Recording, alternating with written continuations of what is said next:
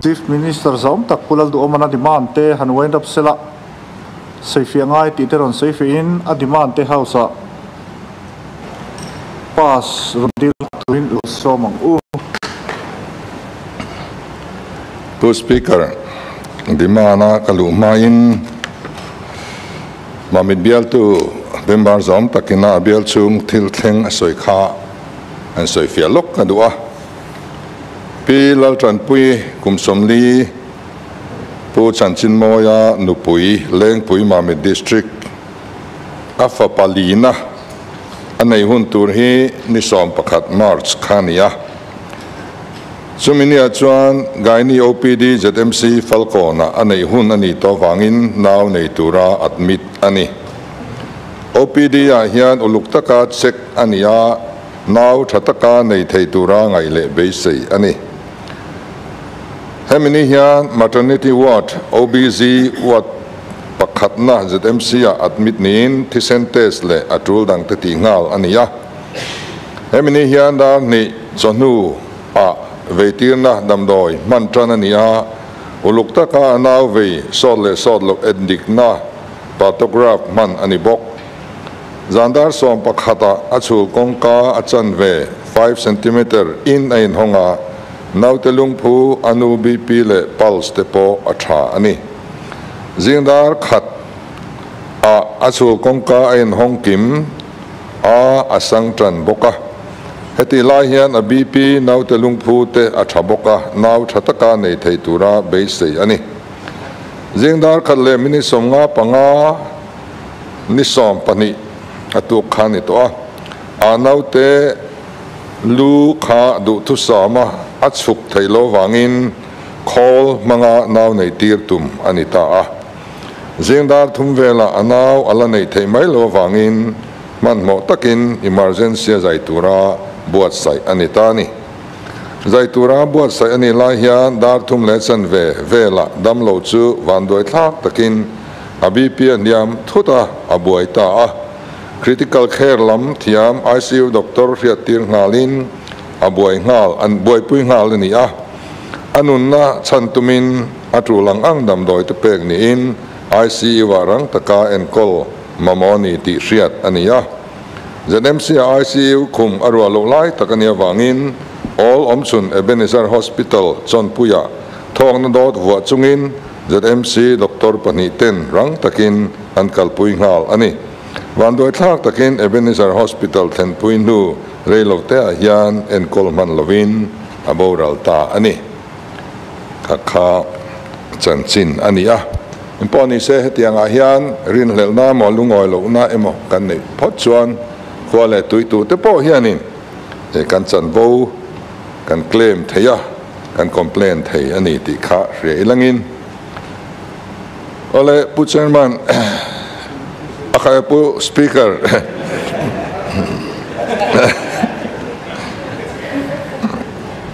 e demand pakwalai mai kan ya min lo ti boy lo chuan rei lutuk lo tura kan in nga ya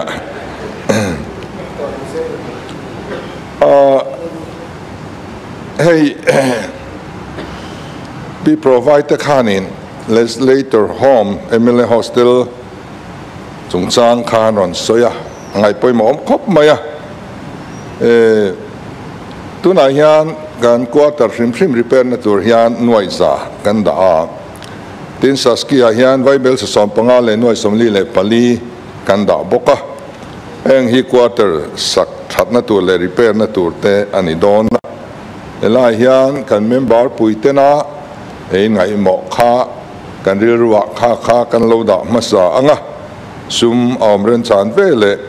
kan lo ngai sak don ani tin ni pi provide nal le maya nal kan titlanga alaga po kan thil phal tlang ning ka ria dile huna chuanin chamanu in chei dik tak te poiron chei selangin and welcome emani ti kha kan soidu ani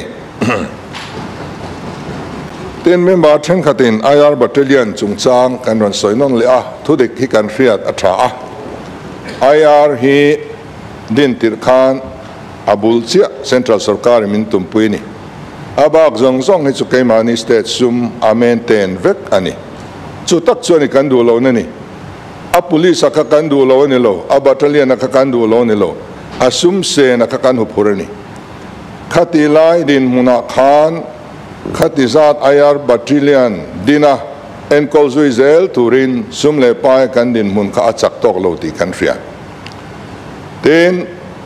kan phak tokin mizo battalion nei kan duani kan thu noi om tur mizo battalion chu enge ni MAP enge lampum Mizoram Armed Police tinani MRP hi enge lampum Mizoram Reserve Police tinani IR ayan Mizoram atelvelo Indian Reserve ani India sarkar ta ani kan ta ani lo hei chu chiang takini riangu so wang chuanin an tangkai lo kan tian ni lofa nei rau rau ni chuan keima ni ta in yang u kan seng tho si chu ba ka an chunga thu kan nei full si lo an du du na Mizoram po na duty turin an ko chua ka kan dal thei tak tak lo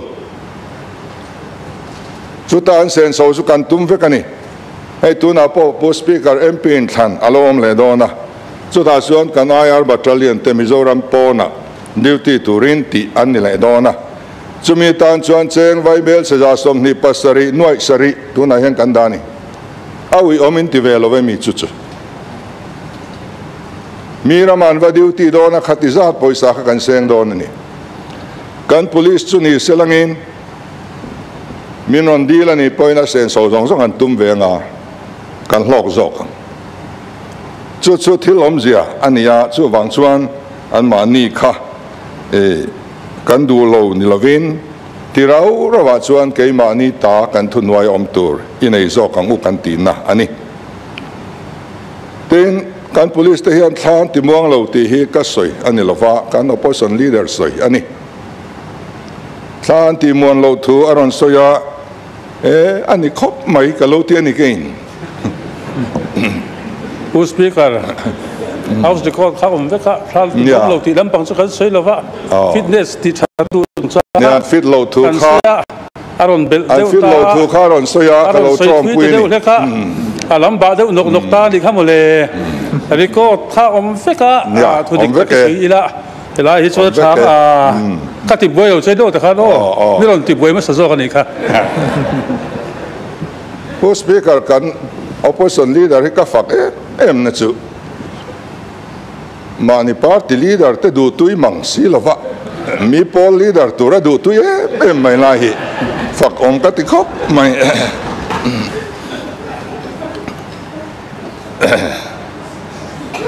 an fit lo thu kha kan ngai tha nia kut vung ber bur ten latin ani kha ka ti ani kha an latlata ke ni lak ani lo kha kha police training school le police training center tina ti ani lai tang khan hemi om na he tram li he kabial don ta kabial thei khop maya weswana kabial to ser chi pa kabial zui zelan ron son zela ka chiang khop mai drugs hi kan police te zinga boy pui an omani police an ni nuan boy pui po ni lo khatianga boy sa la du ram hruai tu kan nei ni heng yan raman mangai ka ti thailo voina yan zo ram mi pui hian heng mi te hi nual suat na chang kan hriat to ka du khop mai hun kal zela po ten hruai tu ma sa te kan in pong dem ngot lova anti that te kan chun zoma kan choi mo ya anti that lo lai te chu a chelai siam thatu tura ron lang kan ni miawa kan ti angai ve a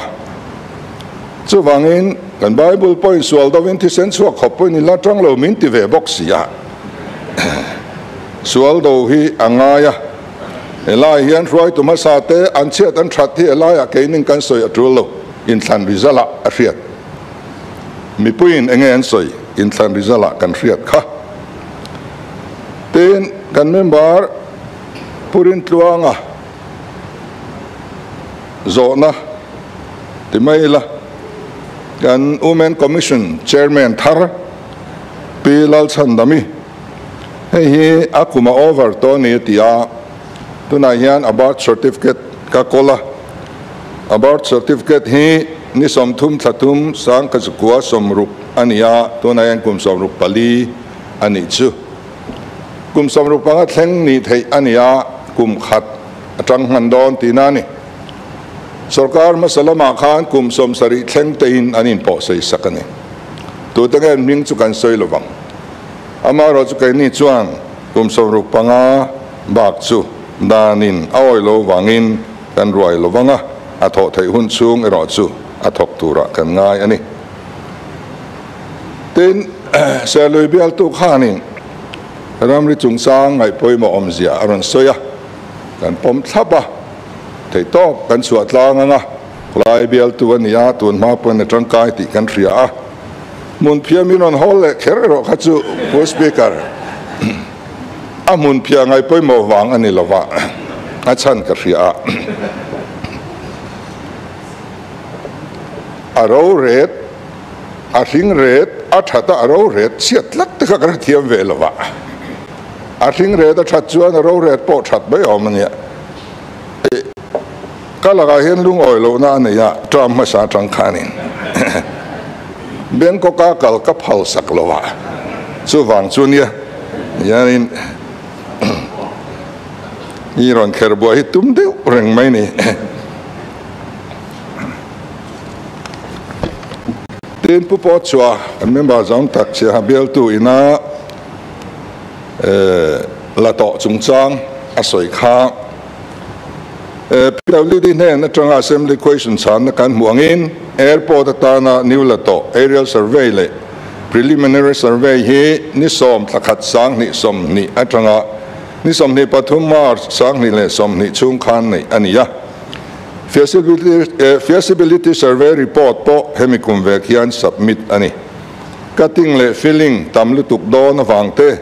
tlang pong aum wangte le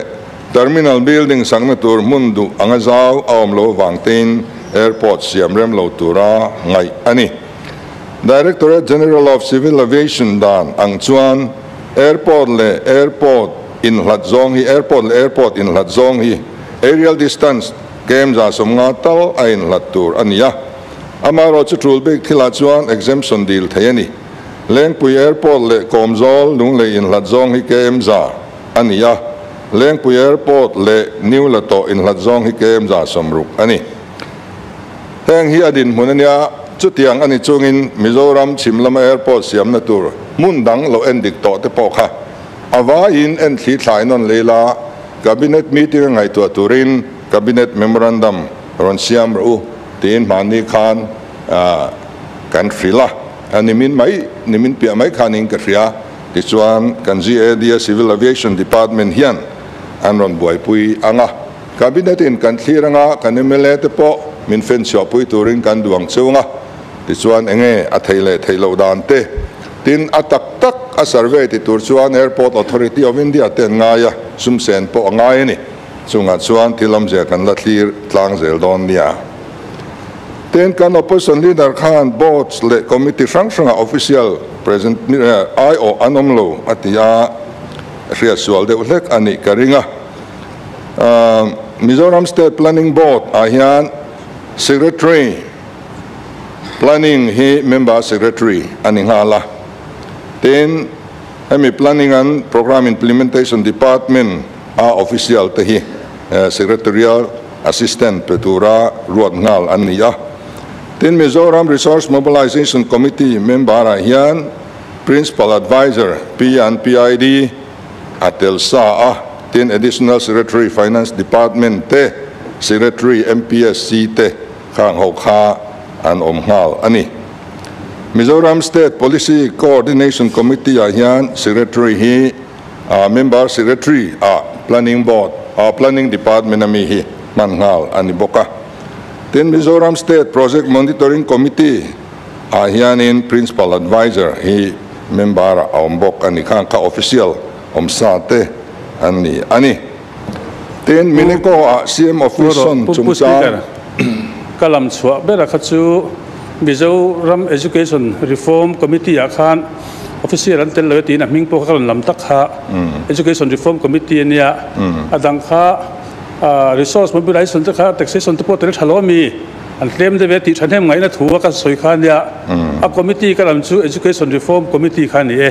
ta kha chu dan tel lo ni lisa khan ka chu education department lamin tra an tiangin an kalpuya nga ila ka riat pui phalem lova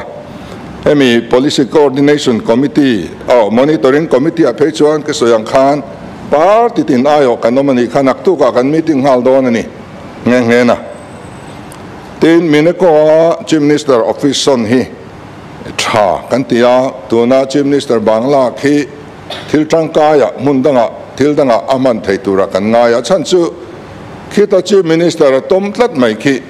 eta miniko ne nen kara file put up le meeting a kalvel pui tamsia huna hekani traffic jam kara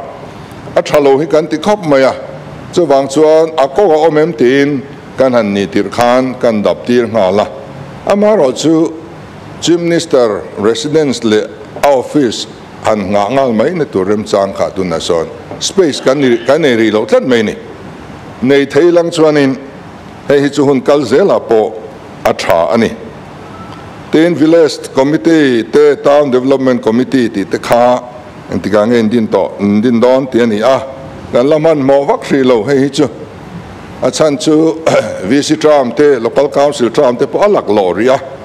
tram thar te po han ni te selangin chung huna chuan lati ilangin tu na hi chuan year of consolidation a kan lom le chawani a chuwangin chu ti ma na man mo kan ngai lo ani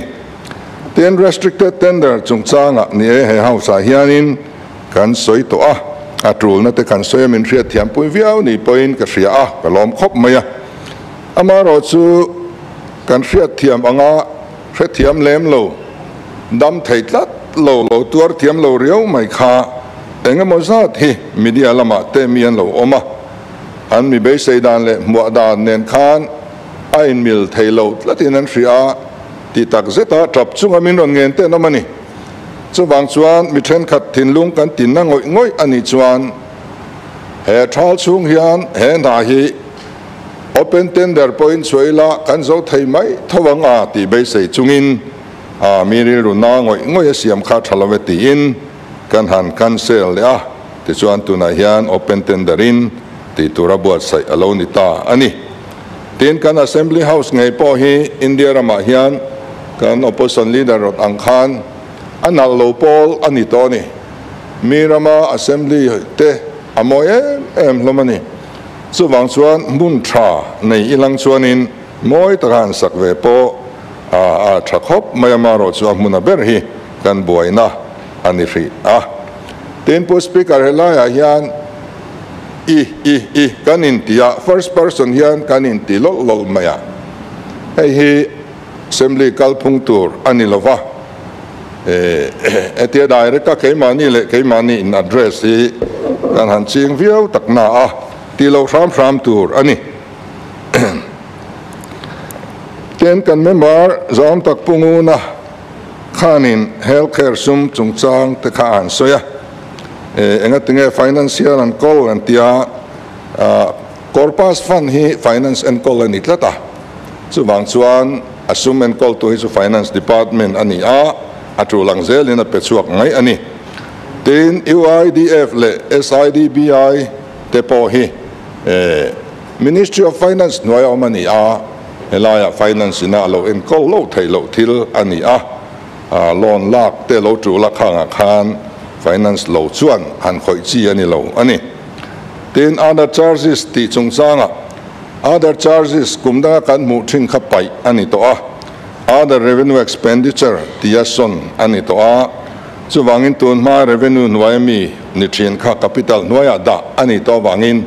han en kha chuan kan ria than lo ani wangin enga tinge han ti mai po kha ol tak tur ani then counterpart funding atan hian crores ani somnga da ania kha finance department mantur ani lova department sang mantur ani chu planning department in unload fima emi project hisu kan ramta na thang emi sms tur hisu lopek ni se anon tiang ang kha finance chuan in a release maya chu tai ro chuan sum ome ti maya wanga lo ti zung zung te khang kha ke ni chuan kan du ve lova a counterpart funding claim theyang chi te 100% funding theyang chi te ten a infrastructure man ngai na om lo tu le maintain how tak turang chi te khatiang chi kha kan du lo ni ta voi na po hoi molaya infrastructure kan han mu bel le a document om lo expenditure sanction pom lo administrative approval pom lo savele ngot mai ze la khang khatsu kan ko wan tlata chu ni sia po speaker a khoi sumin nge mo lo ti le po ka thiam to lo chui tu rom mang si lo na lo in pek box si var bala thil kal official documenta la mu chu thei che si lo te khatiang chi te kha finance department hi afim khur don ani so wang chuan in helaya ISMS tur kha local ani maya amaro chu pek chole thotur ani ya ten ZPM hian mi puima in tiam na kan ne ya chief minister hian works department akhoi velawang a portfolio ne lawang kan tiani finance department hi works department ani lawani wang chuan tu na hian works department pakhat ma ka khoi lova works department ni lo dang te po ka chan lo hi om jok ani chu chuan ya chu wang chuan mi puya kan in tiamang zel khan kan kal ani ten minister ten road map an nei lok vekanga chumiang chuan an kalang intisia ti kha a oma nia road map kan nei vek ani an kol vek ani tuna hian amaro chu khatiang ang khan kumina hian kan kal thei ri lo year of consolidation kan mang me ka chu wang chuan khata ram kai roi kan tumna ang tak tak khan tu minister ma hi ken la pen thei lo ti kha kan thkan chian a thawme ten puarem chakma zo na kha excluded area chung chang ka chu refia to changai tolwa amaro do anin thilan ron ti tin sul em te po sak that ron tum ti ang kha kha atam mi zo ra ma yan kha chu tan opposition leader hi lo lot la a chang thei zo ka tian do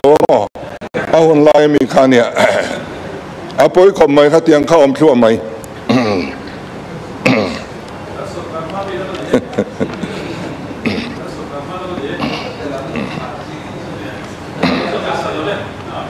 sarkar lai khan nabat sum khachu pu kha om nge ya mun nia thena nia zatel sikul repair le reconstruction om kan thevek ten finance department ai nga tinge chuma tam viau kha kan tia sum hi soyang khan finance department a sum tam ber pension fund ania crore sang kha ko som ruk panga nuai som sari panga omani pension ringot po hi chu han pai ulangin atle motang sarkar masa ai khan atam zo kani tu na kan siam hian sumanga zo kani ti zong te kan soya kha pension fund kha lo bakhol theu sia alang tam lo thei lo lom chu ni to na hian adot tu atam le chu saski ni maya chu crore zanga ni adang chu crore za somnga ti te crore sobruk ti te vek ani a finance department ta tur po ani lova thil danga labek chole tur healthcare ti te khatiang chi a local kha ani mai ani ti kha rei langin ti chuan khon pui ero chu om ve ta lo ani khon pui kan da hi khon pui kan ti lui trao don ni chuan kan han hol dinga cross ani kan da te hi ni maya sarkar ma sang khan kan da ve treu lo ani va in tlon tur po om chuang lo hei te hi department chak project nei tha pia kha kan lo pe mai don ani an in tlan siak don ani ti chuan inel na thiang liman ne yang athok zo ma sa piang UC kan lo pe nga SMS kan lo pe nga next an la le zel nga ti khan kan kalpui don ania chu wangin achang le atam lutuk antia pu speaker achang le tlem lu tuk anti boxia na thir dan hi nang lo ni chuak lai te po hi bung bua thir chuan in ni tla turang in lang an ti ani so wangin an posi hi diklo de ule ninga ria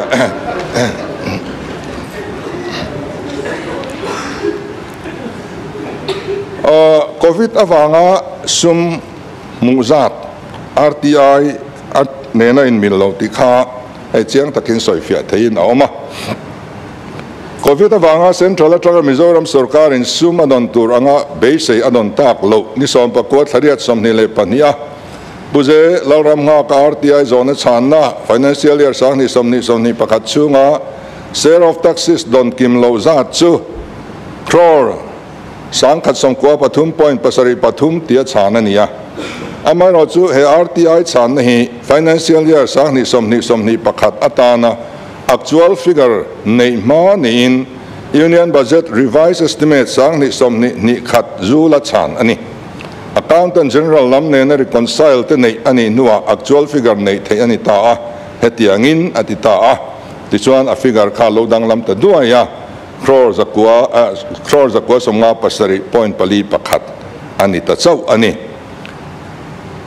ten financial year sangni somni pakhat somni pani first quarter share of taxes a crore za somni panga point pali paruk don lo awm thu tar lan ani boka kha RTI channa khan nimasala hei chu first quarter chunga base la don lo ania akum top march sangni somni pania pe kim le vek ani thungani akum pumpuya don kim lo awm lo chu tiang chuan hemin ulama chuan final figure ang hian chan na po buat sai ani ta a budget session sangni somni pathuma pusi ngun lian chunga zo na po hetiang hian chan alo ni to ani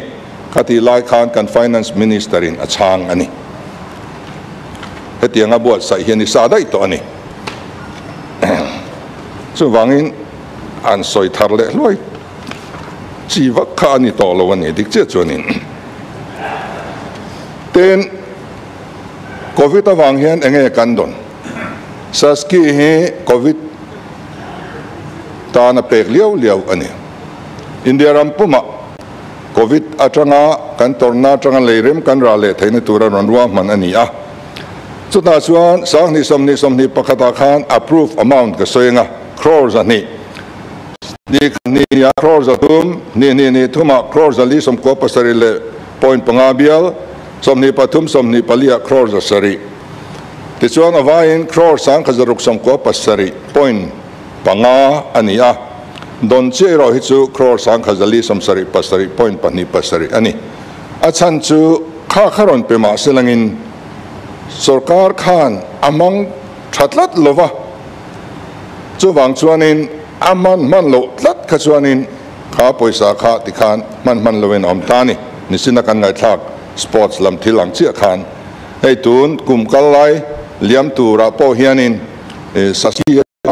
alo sarkar alo mang tam man lo iti mayang zani vel bak hichu mang man donin alang lova in thandona contract an sem vak la kha tuna hian an la thok tam vak boxi lo kan ui em don ni so wangin approve amount ringota hi ani lova tin CMRF hian donation ne wa hian crore tam tak alo lut boka tin covid awang hian additional borrowing limit kha 2% of GSDP a minti san sak boka tin GST tlak niam awanga compensation he 0.5% GSDP min phal sak boka tin enla hi chuan kan finance minister masok thu soi kha adik berin karinga ahun laya changtu wania video nen kan la nei vekin karinga covid nuwa ringot po nuai singtel min peto atiani kha helaya tang nge hian so wang chuanin covid nuwa khan kan dong tamani ti kan finance minister in min khil kha ke ni chu kan din na ani maya zal sakti minister se khuwa taron soi phei chu atam le lu tuka soi po ka soi ngam lo ti hialani kha so wang chuanin kan finance minister masa hun lai thil ania ani statement khan kan ding mai tura ngaya ten devolution kan don hi sang ni som ni pakhat le som ni pani inkara khan kan don turai tam crore zariat som ko panga 0.05 kan dong ani som ni pathuma crore zaruk som ruk pani 0.01 chu kan don tam nani kan don tam lam soi du si lova atlem lam ringot mai soi te po hi a one sided deuh hlek ti kha kan soi ve mai du ani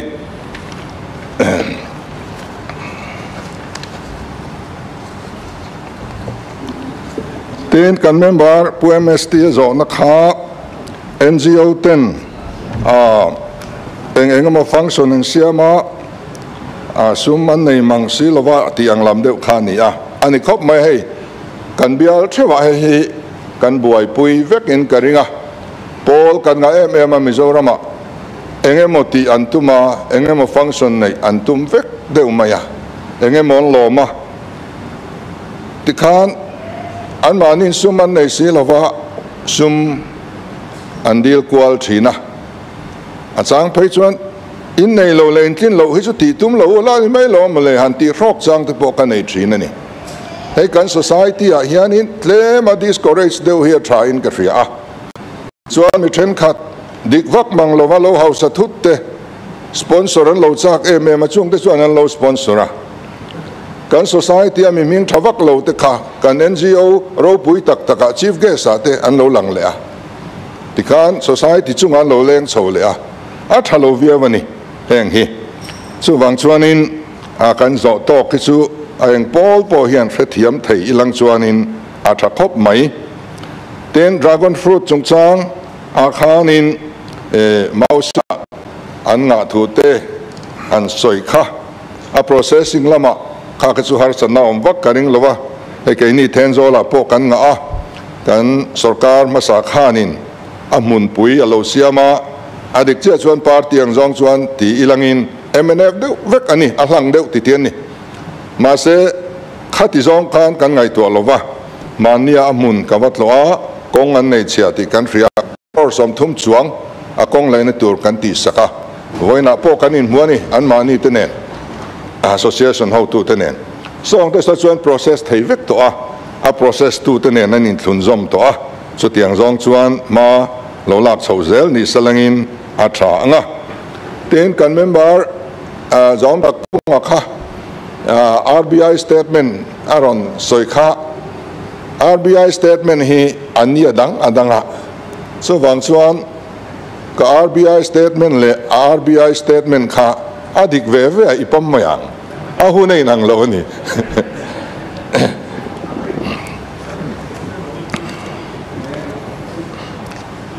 ti chuan post speaker khang emia di ma na lu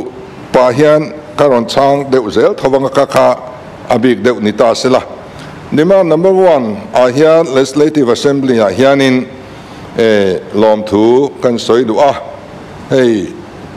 choma lama dan thar kan pasa kan vain kan ramtan kan in sacrifice kumang kan lon in ate dol tur kan in siama akro elin kan don turang kan dong padon talo chu ruling party policy mi pui ma lo in tiam na voina yan iding lam le ve lam mi ten ang khat thapin kan pom tlang thei alom om kati hi kan legislative assembly dima na chuan alo tlang niam tak awang hian zoram mi pui ma ke ni nge ma kan ruaya ke ma ni ke kan pen masani ti chuang takin kan soya kan member zong song te chunga lom thu ka soi ani. Then demand number 3, Council of Ministers. Council of Ministers hian a fan pain budget anei velova kan sarkar nu hian cabinet meeting kan ti voi thum kan nei to circulation in voi li kan nei to ani. Demand number 4, law judicial hanlu tila law judicial hi major department pariat Mizoram hian kan nei chung zinga pakhat chuani directorate anei velovani dan le rai chung changa thuron petu ani dan le dun te kan ti thina dan le rai ti tur anti devin ka riang ta chuan service pathum awma law judicial hian Mizoram Judicial Service te, Mizoram Legal Service te, Mizoram Secretariat Service te, noma zung hau chuan an en colony. Advocate General te, Additional AG te, Government Advocate te, Prosecutor te, kan neya. Kan AG hian Minekoa Office neya, Guwahati Office anay bok ani. Heng hi ko terminas angay ani a, Sarkar at harapiangin anbanga, Sarkar tharin, du zongin athak China. Dikan an party na du zong ka anda top may ani. Kanya rosuan interview tiro kantiya. Interview intiya nga sutalak lo nom chuan eng po ni seng in laturan ni lo kantiya. Kumina chuan interview thlapin kan hanti tira. Tin kan lo man mo lem lova sarkar vele han thak rum kha kan tum lova ani khan lo bang tamai boksia thok zui le turin lai pe lo tin ka ngen hloma enga mo chen kha an han thok zui nge a ti chuan he ta hian post speaker kan soidu chu ai kan kal phunga chuan sarkar ai an thak chuan anni hoi chuan bang vek tur ania sarkar tharen ron thak tur ani kan court ro rel da kan prosecutor tele ezi thleng maya ruling in adu zong ada lir maina kan court ro rel na kan ayan o hi thil dik ber aniam ti ka ngai to ni sarkar ding lai tran tur sarkar ding lai mal som na do khan na mu khan ni ta athiam ber po an ni lo thei tlat ani so wang chuan hei chu langai tu atlana na nget anga MPSC ta na mo khatia uluk takan la ka sarkar in thaka wang in thak ve chuang lo turin chu tiangarin nga zel turati hi kan kalphung tharatan a thom mang o ti hi kari ru oma kami mal ngai dan ania kan house kan serve phot ani tin notaries hi somnile pani kan ya registrar general of marriage si kan ya registrar hi in nei chinsia to imi za sari somthum panga kan ya rampuma hian zirti tu te kan mangde uber ani tin library hi somi new building new secretariat basement panina ason kan ya achang tlung khop maya kan member te po hianin chortangkai ula kan dua tin mi pui mi mir point kan library hi an chortangkai em kan chuang view ani tin Mizoram State Legal Service Authority hi aoma kan executive chairman chu Justice Michael Zothan Khuma ani a ta chuan panel of advocates ten oma mi harsa sumle paya harsa ukil roi ngai si roi na tur nei lote a thonin an din sak thina hi mi puin hriaila mi harsa ti chuan kan ukil te hi in ruai the ni thonin then fast track special court hi aizola hian mun ni kan ne champaya mun khat kan nei boka then special court NDNPS act ngai to tu hi hianin pakhat kan ne aizola champaya tan tu na hian dia deal mek ania tu na aizola hian hemi NDNPS act noya hianin thu boy pending hi zakwa vel englai point awmani so wang chuanin an ne ngang lova china kan soi rui lo chungchang kan veitlang ema helaya kota ber adileya areilu tuk chuan a thalo khop maya hi chu an mamo na hi azenu in le maya tu nei tu te point lo phal sak atan a thakop mai ani tin heng kan case ate hian thiam kan chan lo thin na chu witness adin hi kan thre tlat me mi zo te hian thu som pe ka hek su ti hi kan chang choya do ta mi hek hiani kan bible in akhap ni dot lo ze pui tu khachu thiam lo achan tir zo kani chuwan kan ram lo fil fai zok theina turin witness atan te hi re lowilangin tin a phe na om a sangalian zok mantur harsa kan hanti akha ani khop maya engkim maya hian ai kal hi kan neya lungin tang tur te po hian ai kal an la ten tiani ama khop maya heng hi are theina turin exercise act po hi amen kan tummek ani a chu session le te chuan kan amen thei to tura te po ngai ilangin ten demand number pangana vigilance kan nu tanga hey porter thar kan neya January ni khatni khan kan launch ani chu sarkar na thok jong song tena annual immovable property return antina tur ani tun malamin kan sarkar na thok ten property return an nei mu malvak lowa soi ani thina tuna chuan porter fel tak kan nei to hey hian corruption min check pui do na hey kan sarkar na thok jong song te point an zomata na thil thatak ani ten lokayukta hi chairman tur kha sarkar ma sa khan selection committee te siamin in lo siama ta khan ke chu thimin ka om zela sarkar ma sa huna khan min tel ve du ngai lova adanga chuan min tel zela lokayukta hi chuan abula tanga top thlangin min tluan chuak ani kenia ro chuan kan opposition leader hi tuna hian kan meeting pui zata kan ti ho vek ani tuna chan ti chuan sarkar ma sai na chairman tura alo ti kha a fu lo deuh nge ni member pakhat khan assign du ta si lova thutaka atlin tak lo wang khan a thar kan zon alo ngai ta ti chuan SARS committee te tharing kan handina uluk takin annin anhan dina anhan zonga ti chuan chumina recommendation aron siam chu kan pompui ta ti chuan selection committee kan opposition leader tenen lungrual takin pulal mal soma kan chief secretary lui kha lokayukta chairman tan kan recommend ta governor in apom to tuna yan swearing in titurin kan in buat saya governor hilo ho ma thei chuan thotran tlai dan lia ras bavana neilang tin tuna hian kan in buat sai mek ani ti chuan member pakhat alom theya chu judicial mi ani angai to chumi chu lo zong le turin tuna kan SARS committee te hi thunei na kan penga la anin anzon fela member pakhat kan da le don ani heng te hi corruption chui tu tur ania mi tu poina kan pom tlak kan rin tlak ani hi angaya tu temo du sak zong tu temo him tur angangai thei ngai bel thei mi hring inda mai na chi anilo mi pui na kan waya rin na kan ha nangam body angai ema chuwang chuan uluk takin kan hanti ani demand pakuana finance lut ila hey tuna chuan government ni marketplace kan introduce to chu tun ma tana local to kha ne jem kan ti hi tun ma zong khan lir thele computer lampang atan chaw man alone thina tun February tha tangkan sarkar thar hian machinery le equipment lampang si le furniture chi reng po zem kal tanga leivek ni ro se ti in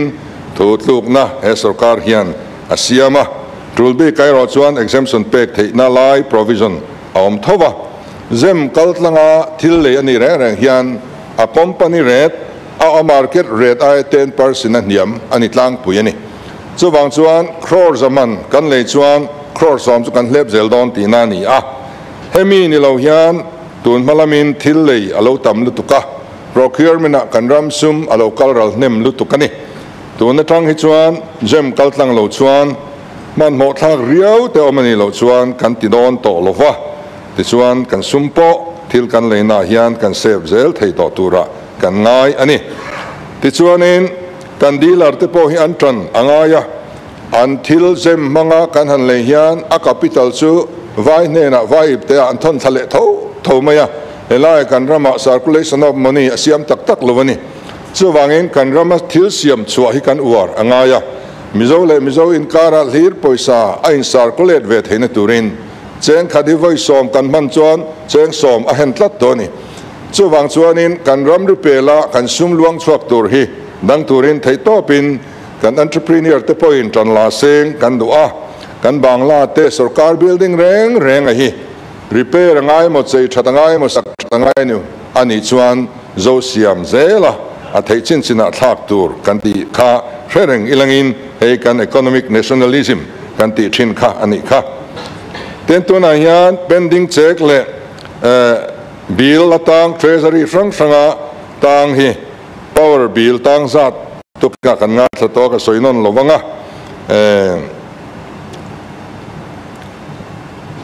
crore sang chuang ania khai hi na yang crore sang khazali som thum vel power lena bill but aoma ahu purom khop maya hei hi kan hanin ngai tua tun tha march tha chung hian azol pui hi chu kan clear thei tura kan in ngaya avai vai chuan tun thlai chuan kan clear thei ri don lova kan in ngaya ti chuan a thale chawa chuan kan clear zelanga ti chuan in a penalty choi lovin a surcharge choi lovin rebate mu thei turin electric bill hi peksa thei kan chon kan tini ti chuan in pending bill hi kan nga angrenga pensioner ho poisa kan bat me ka hi mi sang khaza som kwa pathum ta tuna hian sarkar in kan ba me ka crores ani som sari le noi som li le paruk atlingani heng te po hi pek chu wat thei achak om amaro chu aloin no tling khom tam ve to a chuti maya an sut kian jung sung thei ani lo ani healthcare hian mi sin kha sang ni za sari som ko pani te ta bat sak ania chu tu naya khan crore som nga kan release a ti chuanin hemi ho ta tu chu crore som li le pali le nuai som sari pasari hianin kan pe chua ka chu chuan adai tura kan ngaya tuna hian crore level balance laman lo kan la nei ve tat ani chu chuan dam lo tharte bill lo tum chho ve tonga kan dam lo tena rei tak akumakum bill an ha thin kha om to lo tura kan be sei bok ani tin di epung commuted ani hian har san min thlen na sa mema kan sarkar na thokte di epung kha ka ti lai kan sarkar le service association ten in rem nan lo siama apung chu sarkar in min peola apoisa chuan min pe chuak lo ula kan gpf alu sela commute mai ni ro se an lo in tiama ti chuan tu na hian in apoisa chuan sarkar in kan pe chuak talova thang khat lian lai lo tling ta a mi an lo pension ta a ka ti chung zong apung nen khan an pension nia kan pek chwa lo ngai ta a crore ni chwa pui thei te no mani lema a sarkar na toxinia de te peichu khan tu na yang kan poisa hi kan din mun hi ati chen na em ta kha in rem na kha kal zel sia chu pension an tampo le kan tuar ve don ta zel ani chu kan din mun ani 16 finance commission allowing dona 15 finance commission khan amimal takin ngai dan te min ron zota press conference a point som thum pakwa ka thelu ta sap lem zo tong ka semvek ani kha ei tu na yan sarkar kan lo ni ta uluk le zwalin finance commission 16 nen hian kan ram mo hi soitlan kan du dona kan in buat saya finance commission cell din ania chu ta chuan aboi puitu tur nodal officer te po kan ruat fil to kum nga dang lo om le tur kan ma mo tur chiang kuang taka 16 fc ne na kan thlen theina turin na kan lo thok nga atrul ani chuan keimani po kan zinanga kan soi puyang tiang tur chuanin tun hi tan la khun ani ten consume a hek na em pakhat chu professional employees te saving scheme kan siam saka gpf angdeu ani anni hi thi nai mo nga lo tok selagin lo pension se an bang top ani ma eng ma lu khong an nei velova chu wang chuan an account and treasury na von saka an sum chu apex banking akol saka ti chuan poisa an hlo tangin kan didak sak ve ta kum som rup an tlinimo regularize an ni nemo an thi nemo pek chu alongai ve zel ta ni kha po kha khatiang hun alo thlen khan sarkar tan chuan sum tam tak pek chu angai zel ani tin contract le professional employees te tan hian regularization guidelines siam ania tuna hianin group bc le dia hianin mizani somni le pat mizani somthum pathum regularize an ni to tin contract emo pe emo kan lak bel thei tur za thi tuna hian group ABCD a post jan hi samthum pali fill up thei kan nei ani tin guidelines for outsourcing manpower 2022 a oma sarkar kan lo in dai lo deu chuan department thren khat kha trul zual lai oma khamiata na sarkar nang het wala ri ngot kha trul le lo huna tho tur nei mangsi lo om kha sarkar hekna ni chuwang chuan a trul hun chunga ta na mi an roi theina tur khan outsource dan tur guideline fel tak sarkar hian anei sa ani then guidelines for empanelment of firms for engagement and execution of various works 2024 hi kan nei to boka February ni som panga ni akhan notification ti chua ania hi technical department ni velem lo engineer nei velem lo te poina an department chunga na thoktura farm te empanel ho an lo roi ve theina tur ani tin if miss hi kan re vector in karinga ei kan rama kan han introduce rei tak chung kan buai ni abik takin police ate an lon han la khasin an hona an nupui masate chantur ten hanin pe a an fate chantur ten hanin pe a if miss a zon thren than thei to mi lo maya an buai ta nak nak maya khatiang khan har san na thlen na lai chu ani ama ro chu if bis mang hian central sarkar hian min mureng maya ti hian poisa min on pek ni kan pek chwale ni amount en kim an ria min thlir reng theini khatianga financial system thadeu maya ni wangin man lo the ani lowa tu na chuan kan thiam nal ve viau to a kan har sat wak to lowa hi kan tan thil tangkai tak ani chuan demand som pakhat na le som pangana SAD le ZAD kan lakop mayanga Chief Minister's 100 days program kan neya chumi tan chuan monitoring committee aoma tuna hian financial year atop a chuan in an top ve mai emonia nga amaro chu ni za chung in he sarkar hian enge a chief tiro chu abu te point kan la chu adu mai thei tin biometric attendance system introduced tharani a ei kan that pui hle a office ranga punctuality asiama mun then khada chuan education a ti chuan a chidang kai ti an lo siama ol samzokin ti chuanin aikal te po om thei mi alo na alo ni a tiang chuanin na pakhat mai thok lovin na tangkai dang a thok thei ani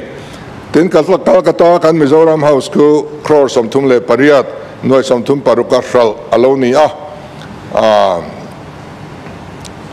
hral ania ai o tur mun engma buat sai ani boxi lova kan mizo Calcutta kan welfare tele mizo zong in sheuman tian uya poi an tingoi ngoya kan nena an lo soya ti chuan kan han en sianga agreement te kan han bi chianga dit te pola sign lo ni boka kan la cancel thai hi kan tia khotingoi ngoya kan ui mizo mi puinan ui ngoi ande ral ngot mai khu dika kan riat lo awangin poisa kan kir le veka ti chuan tu na chuanin chulen le kan tuma Kolkata High Court min king ta voi khat hearing om to kan advocate general hi atrang le master ne le boka tiam kanchan kan in base ani min king tu te hi excel Vincom private limited ania atun ma ka chuan ai zola an mel mu tur tam viau ome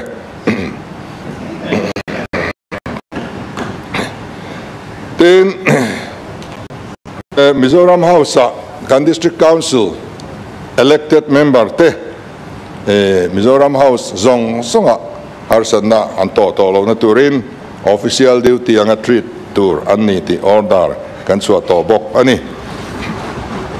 tin Newton Calcutta khu minon tlo zok ten ti mani kan sin khan kan zuk tlo centralized AC alo ni alo chede veka kum tin repair na noi engam zat an lo seng si chu heti chuan kan thin don lo slit AC in minti sakro an tia chu on the spot order kanan pengala hei khwa lum le tan dona chumi ma chuan lo ti man tum ula slit AC hian lo ti ro kan tia chu tu na khwan an thok mek ani tin New Mumbai Mizoram House aray to kho mai kum sang ni pariya ta khan pek kan ni ton in rai to zia chu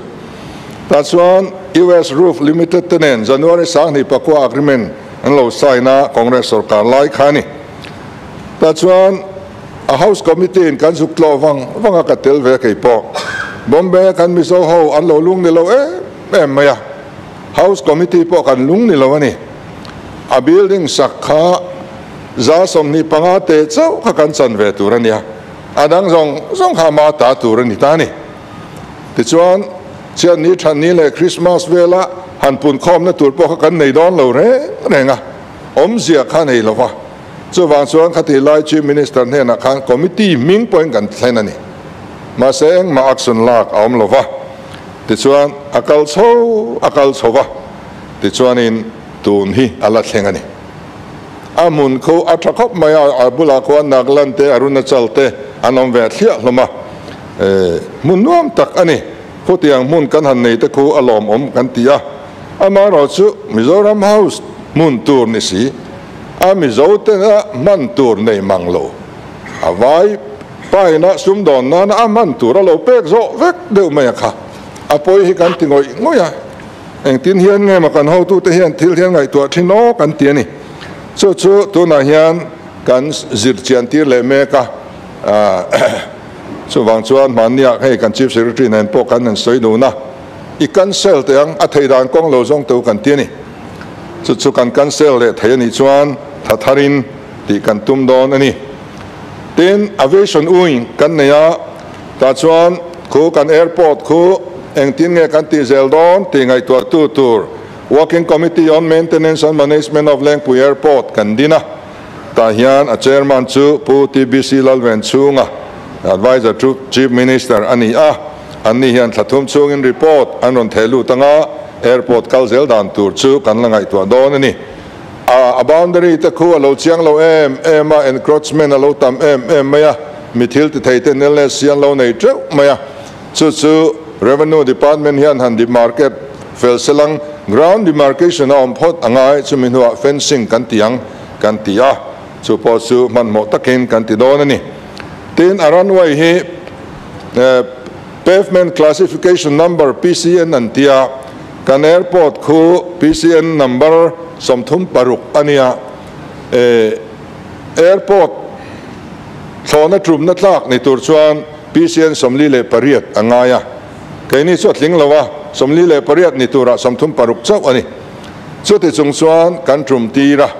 chu wang chuan kan thona te hian full load an langam lo ani baggage alo tam box si chuan passenger seat som te si som pangate anti all angaya khami ai kha affair min charge le ta chu wang chuan kan runway that lo wangin passenger fare te po atam pha mi puin kan tuar mek ani chu kan din mun ani te chuanin kumthum kalta chung khan saski le nesits le SEDP atang hian crore somria le paruk le nuai songkwa pali khumi chei thanan khuan kan lo mang to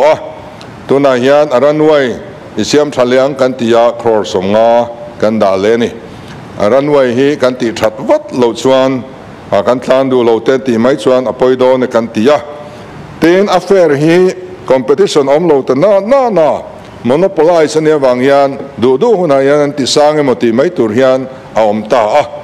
so wangin emiatan yan airline pakhat chaw service tok lo ni pani pathum in compete selang tin kan ngai tu na hianin hey Akasa airline antia hey low cost airline ania chung te chu kan be meka post speaker for information atan central civil aviation ministry chief controller ni thin kha hey kan la chuaka secretary to chief minister in tu na hian azoina voina hianin anni te hian hemi konga hian na satakin an experience nei to te mangin min tran pui thei kan ring ani tin helicopter service he pawan han so pumon pu soi kha chau kha kan neya dolphin kha kan du tok lo ti pun kan tum mek ka soi tam lo mayang tin heliport he district ina mun som pakata helipad nilavin helipad nei kan tuma helipad pa nga hi mun som panga da tumin roman na kan siam sumpo kan roman ani tin ka soi tong khan chimlama airfield emo airport emo nei bildan konga omem ti kha cabinetin angai to turin chop ani don ani a chu chu ani kha ania chuan adota chuan demand numbers on polina planning and program implementation a hian kan kal anga Mizoram startup mission hi kan nei to a startup hub kan siam to a kan entrepreneur ho tan hei hi atangkai tura kan ngai ani tin MSDG monitoring of sustainable development goals kan tia hei hi dashboard te kan siam to a Mizoram vision 2030 kan nia kan vision chu 2030 ani heta kan achieve tura hi tunain target nein kan kala tuna hian SIT kan nei don boka poisa po crore engmo zat min ron pe a kan lain pe lo dewa hei hianin min pui hle dona hemi dashboard hi chief minister office at po kan da anga rol khata tanga in monitor mai thei tur te poin siam kan tumani tin planning noya hianin organization pathum kan neya research and development branch te economic and statistic branch te science and technology lamte ania heng hian so zau chak om tak vekania mase ka soi zau lo mayang tin meteorology le climate change lampang kan khoi boka hemi tel lo hi chuan tun lai khovel kanom thei to lo ani tin socio economic survey te kan khoi bok ani pu speaker tun naya sumle pai lama kan budget pia lampanga central atanga kan lak lu kha aum nual to a session chungin kan soi to khang kha soinon angai lo anga kan minister te an chuan oma eng tin tinemo kan be sei lo lain kan budget po ni lo sum tam tak an lo zuk la chuak zel thei hi lomom kan tia tin kan officer on special duty te an tangkai ema an mani zar ani bok ani tuna hian CSR hemozat hual mek kan neya chung kan CSR mangchuan a trul thonan kan manganga tin han holding policy special package kan deal chu nimina khan channa kan donga ei chu donor nuara in priority ronda pot mai ro an ron ti chu an thu kan oyanga khatiang khan kan tan tianga khata tang khanin afan mi pek an tum zok don ani mai thei ei chu ran pain prime minister te po kan la soi puile tura kan chop ani ten nimin maya khan urban financial return reform urban financial reform ei UDNPA nuayami ni cross of ni panga min sanction le lau mai in than puan main man mo dewin heng hi ron tiula kan lo ti watang antia kan ti wat chuan an ron ti wat vezelani alomom khom mai ten ektamol prime minister ektamol unity mall anti kan member tu berngane min zot kha kakhelova kha khain mutaem min tia kan muta nimina kan mu hei crores are some ni pasari Ministry of Finance atangin and on sanction felto ani bokana tichuan hey America rama kofran hovin min ron tloa kan in koma anlo house of you maya hey toilet Indian le European chi hi thadevin yom na mona athoni kan perfect ang chuk athopo ron thok vekang antia tichuan Longtlai district atangin le mamit atangin kan thang ania abul tanan ne la tam lova chu kan handu sak cheu ni chu anon thok mayang nakina biak in tui that deu na mun tur le khatiang angkha than tur ani hola te poti theya weme hola te poti theya MUP ina te poti theya tui thatur ani phot mai ni ten article 275 noya Ministry of Tribal Affairs atangin avoina khanin crore sari le nuai songa pasari kandong bok ani ai pirin pui lam pui om he mai ten British Army atang du ho kal tha ho kha visa kan boi de ve minon soi sakte antia British High Commission te kan juk bia an vain visa an pe har san na an nei lo ni then tlai apoi na chu ZMC he kan mut tui lo tu ania inspection kan dol lovang ti kan hlaw kan paltang zo lovang ti kan hlawa so tan chuan crores a thum le ti principal in min pom saka ta chuan a first installment han ti ro antia crores som kwa le point som pa kwa mi kha som kwa pa kwa point pa kwa chu man mo ta win tianga ye kan tia ron man mo ro in than puan mai nan tia kan health minister in azuk muwa union minister ke point ka muwa South Indian lammiania an trong kan thiam lo kan trong thiam a thiam vak big box si lo wa so ti chung chuan in kan in kom ngei ve phia na ka ti yang ati ve tlat maya a boy ta e me mai in thanin nang chowa campaign in vak ve lo mai nen chu ela hian DPC a DPR pai thuai ro kan tia kan thelut lai lu tukani nimin lamate kan hakin nor le an zaom khop mai tiang khop sum tam tham ni khat lek chunga ti tura in ti te su ama khan on thelu tura lo min tia soi tura wang khop mai apoi kati kan chet lai hi ten chet lai hi poi khop mai he education SEDP teachers ho an tram atop dona kami te mun all no khatur kha kan minister hian recruitment ti vat aduani MR in ti phot mayang atia emi file po hian kan nen hilaron thleng thei reng lo khoi ange tan ka felo ni som thum pakhat lo thleng sela zirti tu thar laman si lo ilang school eng za ti nge tuarang so wan kan department te point ram ta na poi mo zual hi lo ngai ven ro man mo hi om ne trul chon tlai war mai to so ni mai so wang chuan kan thil delay awanga thil poi thleng thin hi apoi ka te me mani hey file tracking device te kan han soi ve kan lati thai chia lova then simplification te kan soya ease of doing things ti te artificial information te intelligence te ti ve kan du chawa single window system han ti thlenin henga hian nakina chuan kan la thazel thei tura ngai ila ti to bo ngai to nga pu speaker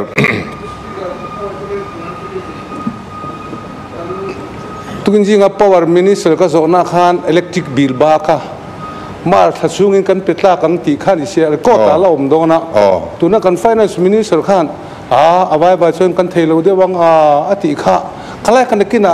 minister le finance minister thu soi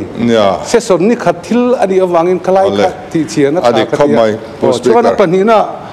tenzol dragon fruit huan siam tu ta kha crore som thum kha ani sun avat thui om ve crore som thum ala dai lo jok ole ani taksu chuan pus speaker nang makal tlangin autonomous council roi tu te Mizoram House official anga treatment petura kan house leader zong takin atika district council ayon lom thu ko soye kalome nie achang tu minister soi kha dik jok tura nga ila a finance lam jok kha chuwang chuan nakina speech correction alo om huna kan power minister kha chuan lo correct ngai selangin athat mai karinge avai vai chuan tun thla chuan kan clear man lowang kan sum din munin a phak lowatin solai dragon ho kha dragon fruit kha ton ma aizol lunglei rot lui kha azo ti chuan ain karap so lui a oma chu ron kai chho selangin sial suk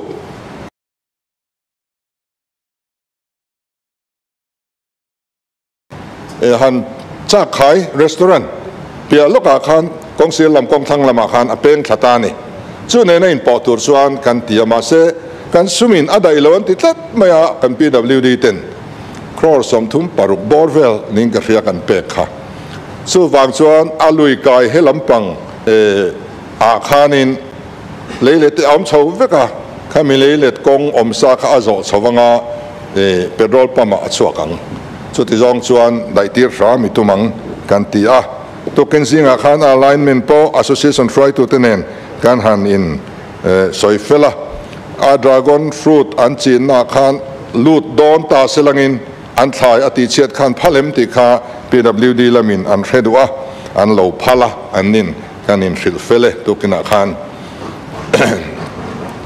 ti chuanin heng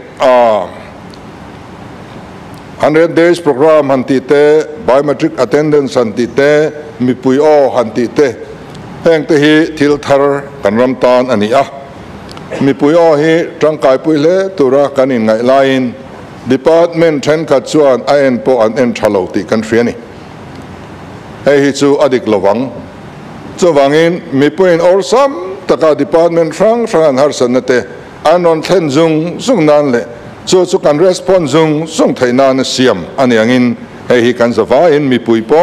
a sarkar lampoin mantrang kai kan tum theu don nia tin right to public service te po sang ni som panga pas to ni amaro chu kan lamang tak loviau ani atira implementing department pasari omin notified service songale pakhat aoma hei tuna sarkar thar hian kan han ti beldona ta chuanin implementing department hi som paruk an omanga notified service hi zale somria le paruk aumdon ani ti chuan mi puiten ol sam takin department rang hi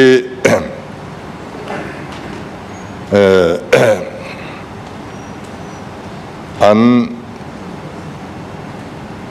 juk te kher thaidon ania eian na sa takin mipui sarkar ani na alantir don ani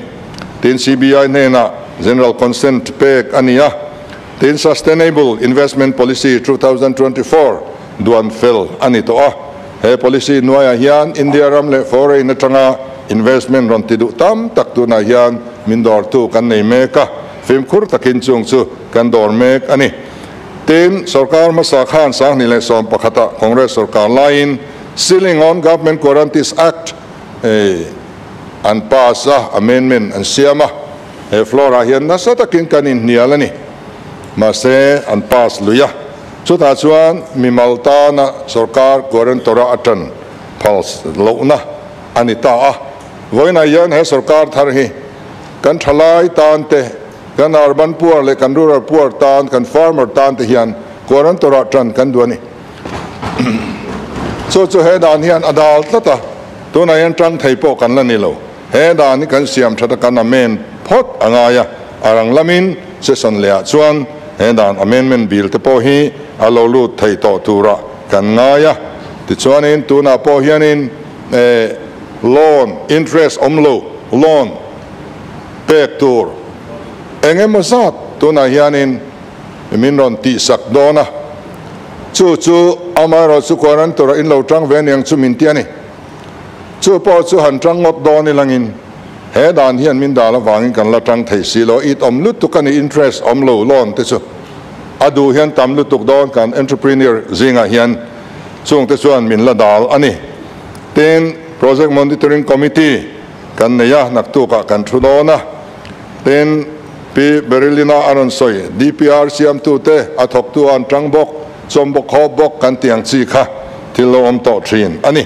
hei hi kan sarkara chuan om kan phaldon lo DPR siam tu chuan siam mayang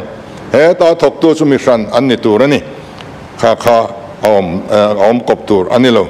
project coordination committee kan neya han holding policy big convergence ang te longai to turani hei poinak tu ka meeting kan nei don ani ten resource mobilization committee kan neya kan ria enga te hian mi thatak tak kan chief secretary luite senior officer chen khat loin kan ruaya anza om em ani healthcare kan rule vek to kan soi to te chuan ka soi le du chu hei rui hlo kan an soina hianin kan van tlang ma political party te kan kal khom na te kan NGO kal khom na te zurui kan tam lu tok hi tire kan tumani keni party hianin nasa takin kan in zirtira Sampaya po ka tu soy lain MNA pai monikanin minontia dabo ro ka timay ni asot kop mai kaka mania ZPM General Assembly kan niami sangavel kan kalkoma pakhat mazurim naman omla adang dai to ni he thil hi chu tun naya sapchar kut kan han manga zurui boy an omlo anlo omzeu ani point lai lama ka thelo ma se kan mu phak sina chuan mi reng reng kumin chu dang lam an tiani alo in zirti thei ni so wang chuan in nin duani chuan a hun lem huna in mai ro se kan in soi phak lo an zalen na ni ama ro su kholaya kan rui thin hi chu tire atha par ti tin te po hian tran la ilang athle in ka ria ani ten kan rama kan thing le mau kan lui dong kan ramsa kan nung cha te zong zong poi thamuang takin omro se hemi hi adim doi theyang pera kan en kol atha ZPM sarkar na noi chuan lui sanga te po thamuang takin omte se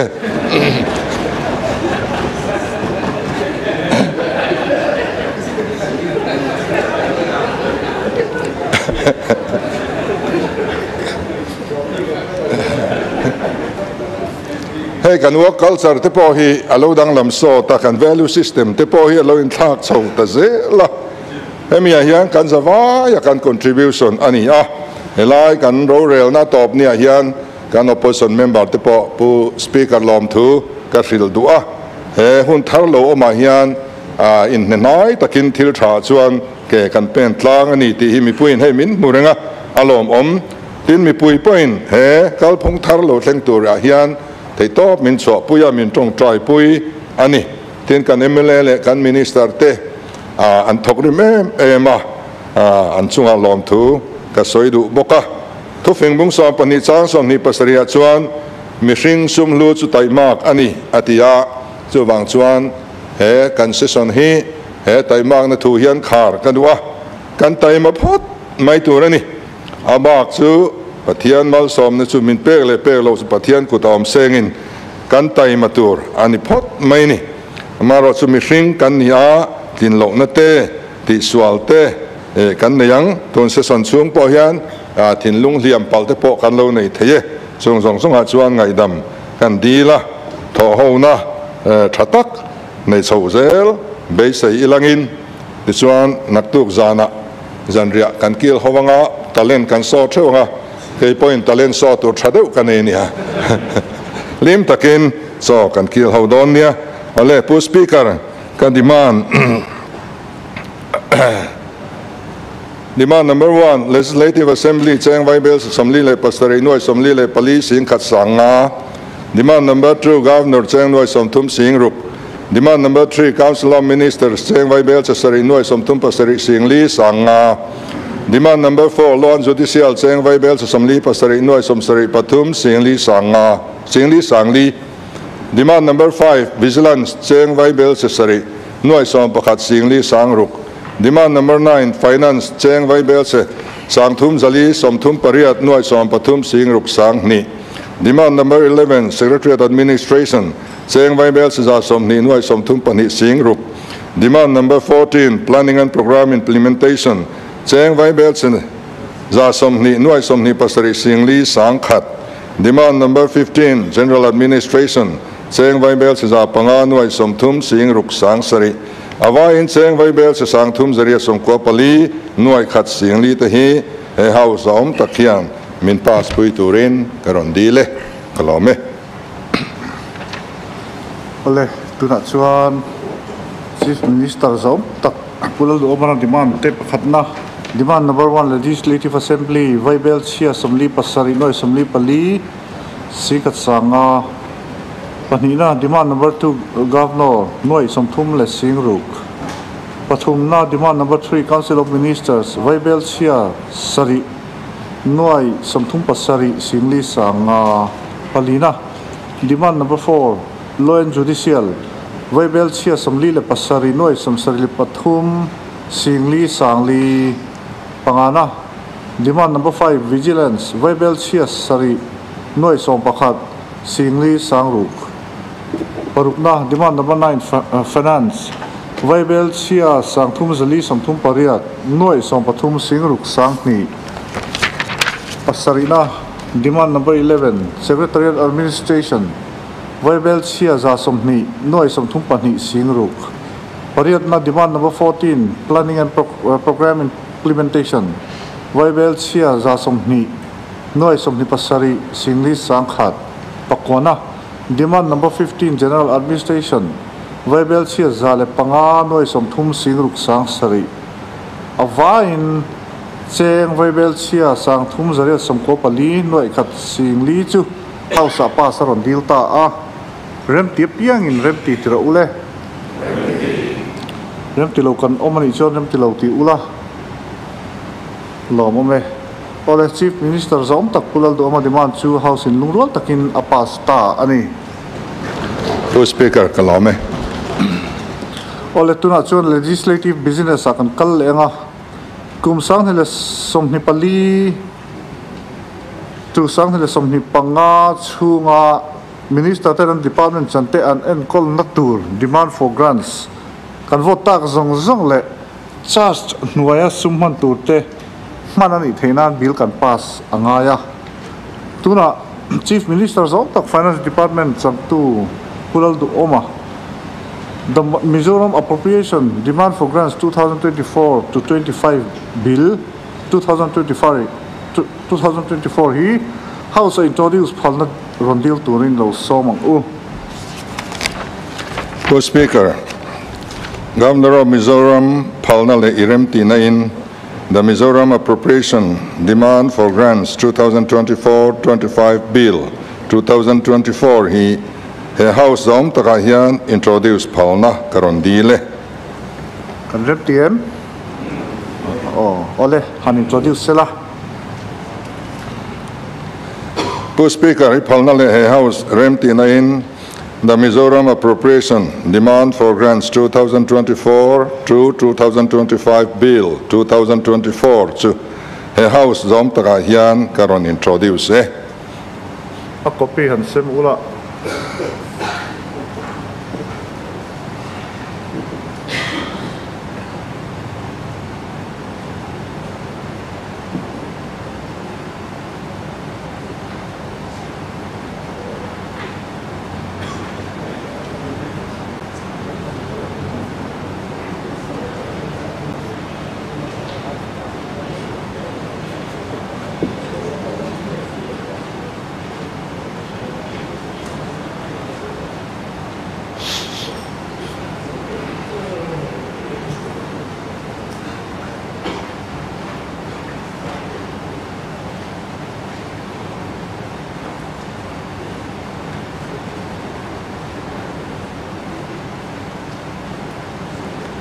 Mo